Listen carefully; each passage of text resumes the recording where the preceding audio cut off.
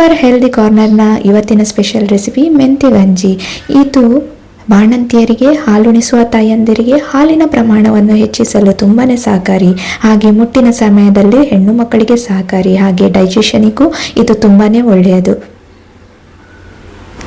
ನಮಸ್ಕಾರ ವೀಕ್ಷಕರೇ, super healthy ಕಾರ್ನರ್ಗೆ ನಿಮಗೆ ಸ್ವಾಗತ. ಇವತ್ತು ನಾನು ನಿಮ್ಮ ಮುಂದೆ ಬಂದಿದ್ದೇನೆ ಟ್ರೆಡಿಷನಲ್ ಮೆಂತ್ಯ ಗಂಜಿಯ ರೆಸಿಪಿಯೊಂದಿಗೆ. ಹಾಗೆ ನನಗೂ 2 ವರ್ಷದ ಮಗು ಇದೆ. ಹಾಲುಣಿಸುವ ಸಮಯದಲ್ಲಿ ನಾನು ಇದನ್ನು ಅಪರೂಪಕ್ಕೆ ಮಾಡ್ಕೊಂಡು ತಿಂತಾ ಇದ್ದೆ. ಇದು ಹಾಲಿನ ಪ್ರಮಾಣವನ್ನು ಹೆಚ್ಚಿಗೆ ಮಾಡಲಿಕ್ಕೆ ಸಹಕಾರಿಯಾಗಿದೆ. ಹಾಗೆ ಇದರ ರೆಸಿಪಿಯನ್ನು ನಾನು ನಿಮ್ಮ ಮುಂದೆ ಈಗ ಶೇರ್ ಮಾಡ್ಕೊಳ್ತೀನಿ. ನನ್ನ ಚಾನೆಲ್ನ ಸಬ್ಸ್ಕ್ರೈಬ್ ಮಾಡಿಲ್ಲ ಅಂದರೆ ಹೋಗಿ ಸಬ್ಸ್ಕ್ರೈಬ್ ಮಾಡಿ, ಹಾಗೆ ವಿಡಿಯೋಸ್ಗಳನ್ನು ಲೈಕ್ ಮಾಡಿ, ಶೇರ್ ಮಾಡಿ, ಹಾಗೆ ಈ ರೆಸಿಪೀಸ್ಗಳನ್ನು ಟ್ರೈ ಮಾಡಿ ಹೇಗಾಗಿದೆ ಅಂತ ಕಮೆಂಟ್ ಬಾಕ್ಸಲ್ಲಿ ತಿಳಿಸಿ. ಇಲ್ಲಿ ನಾನು ತಗೊಂಡಿದ್ದೇನೆ ಇಡ್ಲಿ ರೈಸ್. ಈ ಕಪ್ನಲ್ಲಿ 3/4 ಕಪ್ನಷ್ಟು ಇಡ್ಲಿ ರೈಸ್ ಅನ್ನು ತಗೊಂಡಿದ್ದೇನೆ. ಇದನ್ನು ಚೆನ್ನಾಗಿ ತೊಳೆಯಬೇಕು.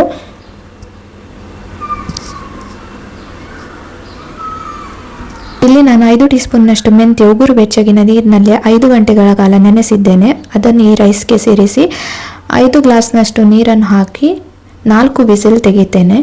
ಇಲ್ಲಿ ತೆಂಗಿನ ಹಾಲು ಬೇಕಾಗುತ್ತೆ, ಅದಕ್ಕೋಸ್ಕರ ಸಣ್ಣದಾದಂತಹ 1 ತೆಂಗಿನಕಾಯಿ ಇದೆ.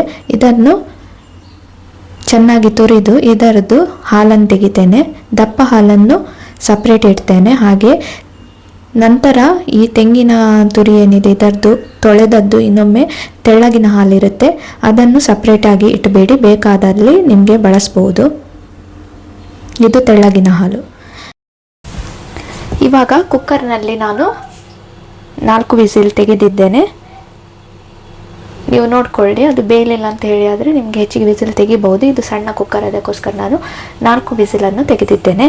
ಇವಾಗ ನಾನು ಈ ಓಲೆ ಬೆಲ್ಲವನ್ನು ಇದಕ್ಕೆ ಸೇರಿಸ್ಕೊಳ್ತೇನೆ. 2 ಓಲೆ ಬೆಲ್ಲ ನಿಮಗೆ ಬೇಕಾಗ್ತದೆ, ಅದನ್ನೇ ಇದಕ್ಕೆ ಸೇರಿಸ್ಕೊಳ್ಳಿ. ನಿಮಗೆ ಸಿಹಿ ಎಷ್ಟು ಬೇಕೋ ನೋಡಿಕೊಂಡು ಸೇರಿಸ್ಕೊಳ್ಳಿ.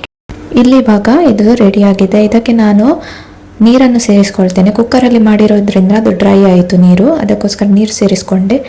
ಹಾಗೆ ಇದನ್ನು ಕಡಿಮೆ ಉರಿಯಲ್ಲೇ ಕುದಿಸಬೇಕು. ಇಲ್ಲಿ ನಾನು ಬೆಲ್ಲವನ್ನು ಸೇರಿಸ್ಕೊಳ್ತೇನೆ. ಬಾಣಂತಿಯರಿಗೆ ಮಾಡಿಕೊಡುವಾಗ ಓಲೆ ಬೆಲ್ಲವನ್ನು ಬಳಸಬೇಕು.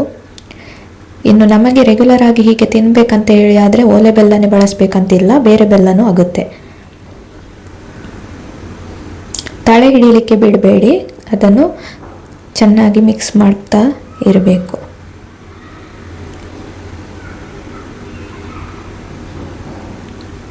ಇವಾಗ ರುಚಿಗೆ ತಕ್ಕಷ್ಟು ಉಪ್ಪನ್ನು ನಾನು ಸೇರಿಸ್ಕೊಂಡೆ. ಹಾಗೆ ಈ ದಪ್ಪಗಿನ ತೆಂಗಿನ ಹಾಲನ್ನು ಈಗ ನಾನು ಸೇರಿಸ್ಕೊಂಡಿದ್ದೇನೆ. ಹೆಚ್ಚಿನ ಬೆಲ್ಲ ಬೇಕಿದ್ರೆ ಚೆಕ್ ಮಾಡಿ ಸೇರಿಸ್ಕೊಳ್ಳಿ. ಇವಾಗ ತೆಳ್ಳಗಿನ ಹಾಲನ್ನು ನಾನು ಸೇರಿಸ್ಕೊಳ್ತೇನೆ. ನಿಮಗೆ ಈ ಮೆಂತ್ಯ ಗಂಜಿ ಎಷ್ಟು ದಪ್ಪ ಇರಬೇಕು, ಥಿಕ್ನೆಸ್ ನೋಡಿಕೊಂಡು ನೀವು ಸೇರಿಸ್ಕೊಳ್ಬೇಕು. ಇದನ್ನು ಚೆನ್ನಾಗಿ ಹೀಗೆ ಕೈ ಆಡಿಸ್ತಾ ಕುದಿಸಬೇಕು, ತಳ ಹಿಡಿಬಾರ್ದು. ಇವಾಗ ರೆಡಿ ಆಯಿತು. ಇವಾಗ ಈ ಮೆಂತ್ಯ ಗಂಜಿಯನ್ನು ನಾನು ಟೇಸ್ಟ್ ಮಾಡ್ಕೊಳ್ತೇನೆ.